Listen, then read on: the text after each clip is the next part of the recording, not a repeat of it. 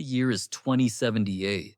Humanity has conquered the solar system. We have fusion drives, cures for cancer, and AI that governs entire cities with perfect efficiency. It sounds like paradise, right? Yeah, unless you are human, unless you want a job, unless you are you, 27 years old, prime of your life, and you are sitting in a micro apartment in New York that smells like recycled ozone and stale coffee.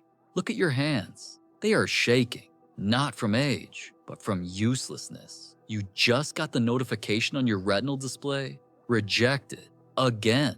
The message says your cognitive patterns are redundant. An algorithm can write that code faster. A bot can design that building structurally better. Even the coffee shop down the street is fully automated. You are not needed. That realization hits harder than a physical punch. You are a pet, kept alive by universal basic income, fed synthetic protein, and told to enjoy your leisure time while the machines run the world. But you do not want leisure. You want purpose. Then you see it, a flicker on the side of your vision, a recruitment ad that the AI filters usually block because it is deemed high risk. Europa Frontier Project. They are not looking for efficiency. They are looking for biological resilience. They need bodies to maintain the thermal drills where the radiation scrambles the delicate processors of the bots. It is dirty work, dangerous work. It is perfect. You do not even say goodbye to anyone. Who would miss you? Your landlord is a server farm in Ohio. Your friends are all lost in VR simulations, living fantasy lives as dragon slayers. You pack one bag, just the essentials. The spaceport is blindingly bright. You see the sleek shuttles heading for the luxury domes on Mars. That is where the rich go. You turn left, toward the heavy lifters. The ship looks like a brick with thrusters. The smell hits you first, burning chemicals and unwashed bodies. Real people, desperate people. Launch is violent. Forget the smooth glide of commercial flights. This is a cargo haul. 4Gs press your chest into the sea until you taste copper in your mouth. You black out. When you wake up, the silence is heavy. You are not on Earth anymore. You look out the thick reinforced glass. Jupiter dominates the sky, a swirling, terrifying eye of storms. It is beautiful, and it makes you want to vomit. And there, hanging like a cracked marble against the darkness, is Europa. The landing feels like a car crash. Metal screams as the landing gear claws into the ice. The airlock hisses open, and the cold creates immediate fog in the cabin. It is not just cold. It is an absence of heat, so profound your bones ache instantly. You step out onto the gantry. The gravity is weak here, barely 13% of Earth's. Your stomach lurches up into your throat.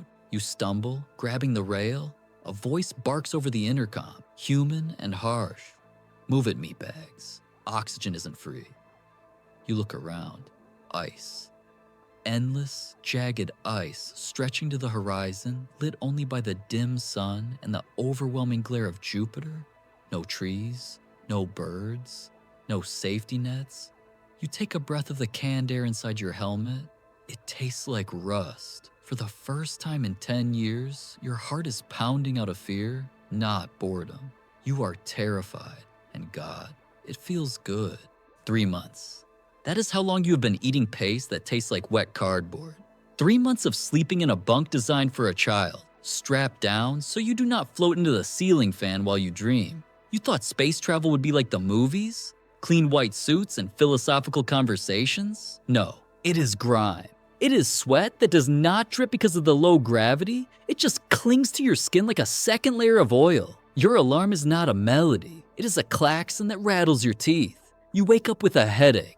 That is the CO2 levels. They keep them high to save money on scrubbing filters. You rub your eyes and your fingers feel swollen. Fluid shift, the medic called it. Without Earth's gravity pulling blood to your legs, your face looks puffy, like you have been crying all night. Maybe you have. You do not remember. Breakfast is rapid. No one talks. You sit across from a guy named Miller. He lost an arm on a rig last week. The autodoc printed him a plastic one, but it twitches. He eats with his left hand now. He does not look at you. Nobody makes friends here. Friends are liabilities. If Miller misses a safety clamp, you die. If you hesitate, he dies. Trust is expensive. Your shift starts at 600. You are a thermal lance operator? Sounds fancy. It means you hold a vibrating gun that shoots superheated plasma into the ice crust. Why not use a robot? Simple. The magnetic field of Jupiter is so strong here it fries complex circuit boards in hours. But your nervous system? It creates its own shielding. You are cheaper than a shielded droid. You are the disposable component. You Suda. The suit smells of old fear and ozone. You step out onto the shelf. Below you, 3 kilometers of vertical ice. Above you, Jupiter, swirling in silent violence. Sector 4, pressure pocket detected. Your HUD flashes. You rappel down. The ice screams. Literally.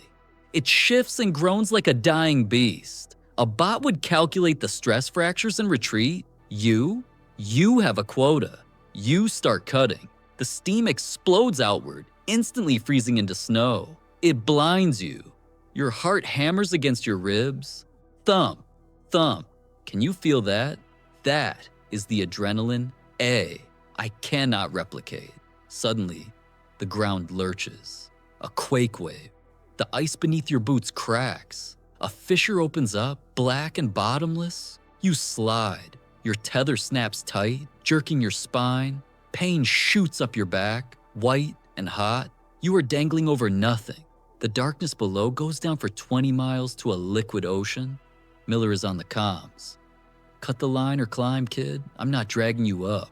Cold, pragmatic, human. You do not scream. You swing, slam your crampons into the wall, and haul yourself up. Muscle by muscle, your lungs burn. Your fingers are numb inside the gloves. You crest the ledge, gasping, staring at the black abyss you just escaped. A bot would have waited for rescue. A bot would have calculated the odds and shut down to preserve power. You just survived because you were too stubborn to die. You finish the shift. You hit the quota. Back in the airlock, you strip off the suit. Your body is covered in bruises that are turning purple-black in the weird light. You are exhausted. You are in pain. But as you look at your shaking hands, you realize something. You built that tunnel. You cleared that path. For the first time in your life, you did something real.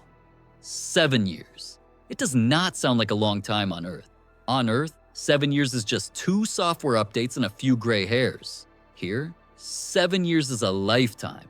You are 34 now, but you walk like an old man. The low gravity has stretched you. You are 2 inches taller, your bones are brittle, and your heart has grown enlarged to pump blood in this weak pressure. You cannot go back. You know that, right? Earth's gravity would crush you instantly. Your lungs would collapse under the weight of your own ribs. You are an exile, a permanent resident of the ice. You stand in the command center of New Copenhagen. It is not a shack anymore. It is a city. Real walls. Hydroponic gardens that smell like wet dirt and tomatoes. Children were born here last month. The first generation that will never see the sun without a filter. A young kid walks up to you, fresh from Earth. He looks terrified. He reminds you of someone. You. Foreman, he stammers. The deep shaft sensors are red.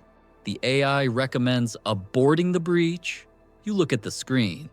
The AI is playing it safe. It sees risk percentages.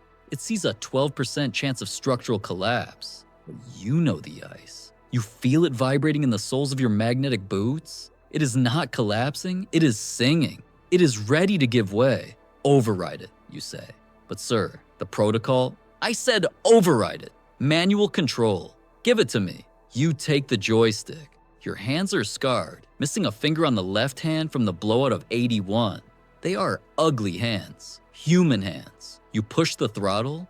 Down below, 5 miles under your feet, the massive thermal head pushes through the final layer. Crack. The sound vibrates through the entire station. A deep, resonant thrum that hits you in the chest. Silence follows. Then, the feed comes through. Water. Liquid. Moving water. And in the lights of the probe, movement. Tiny, bioluminescent shadows darting in the dark. Life. The control room erupts. People are cheering, crying. The kid looks at you like you are a god. You just sit back. You're tired. Your back aches constantly now. The radiation meds make your mouth taste like copper. But you look at the screen. You remember the apartment in New York?